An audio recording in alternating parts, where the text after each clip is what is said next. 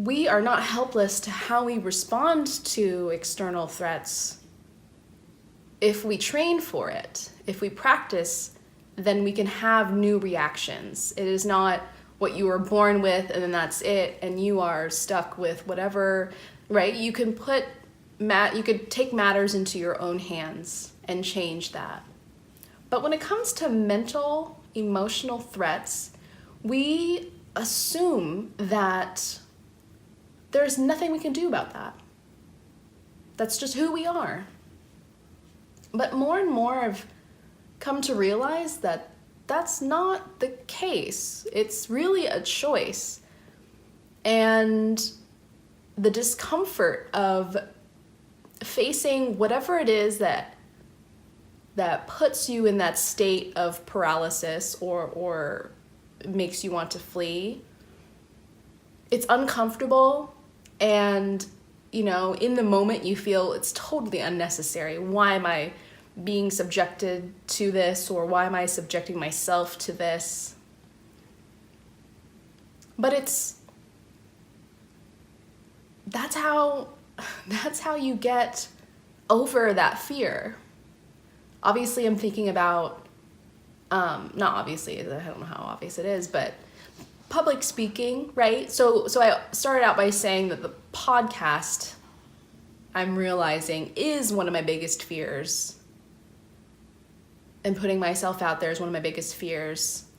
So I may be dragging my feet to do the next episode, but I have to do it. I have to keep doing it. So what you're witnessing right now is me really putting myself in an uncomfortable position in order to not feel this way anymore. So I don't believe that we need to be helpless to our fears. We can choose to have a different reaction, but whatever our reaction is, we have to practice that over and over again until it becomes instinctual. But you can change. I don't know about your fear of spiders though, because them things are scary, but yeah, for the most part. No, actually, that's not true. I think you can.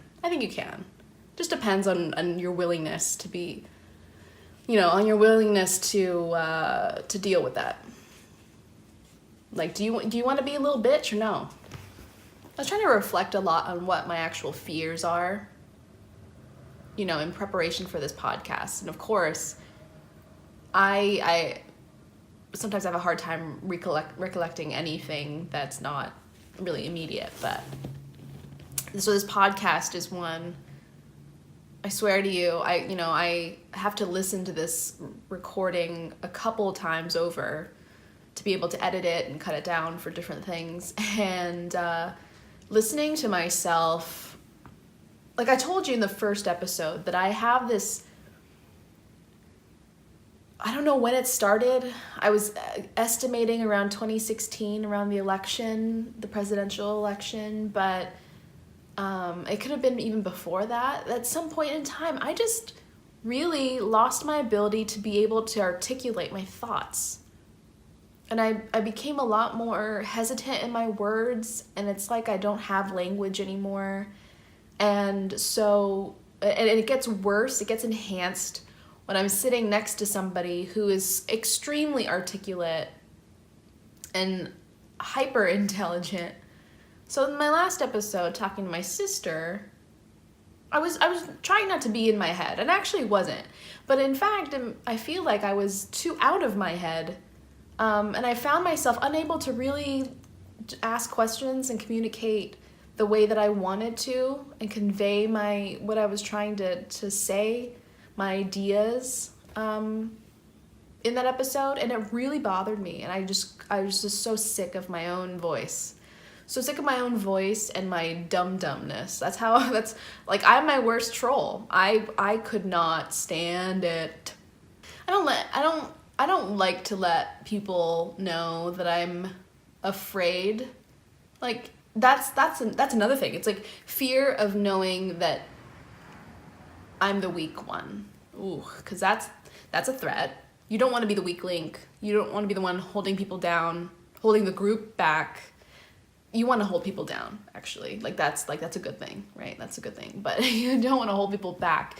You don't want to be the weak link that people have to consider for, because, you know, they have to pull your weight.